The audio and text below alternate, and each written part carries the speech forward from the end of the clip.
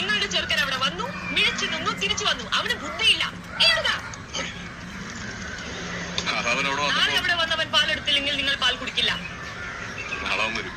എന്നാൽ നിങ്ങൾ പാൽ കുടിക്കും. മലയാളക്കാർ എപ്പോഴും ഇങ്ങനെയാണ്.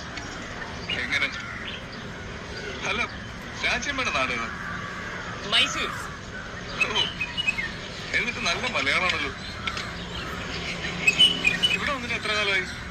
നമ്മൾ വന്നതല്ല, നമ്മുടെ അമ്മയുടെ അമ്മയെ കൊണ്ടുവന്നതാണ്. നമ്മുടെ അമ്മയുടെ അപ്പ നിങ്ങളുടെ രാജ്യക്കാരൻ മലയാളി. അപ്പൊ രാജ്യമ്മയുടെ അച്ഛൻ?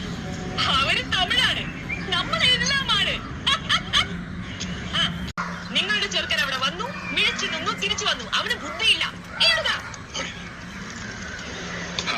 നാളെ അവിടെ വന്നവൻ പാലെടുത്തില്ലെങ്കിൽ നിങ്ങൾ പാൽ കുടിക്കില്ല. എന്നാൽ നിങ്ങൾ പാൽ കുടിക്കും. മലയാളക്കാർ എപ്പോഴും ഇങ്ങനെയാണ്.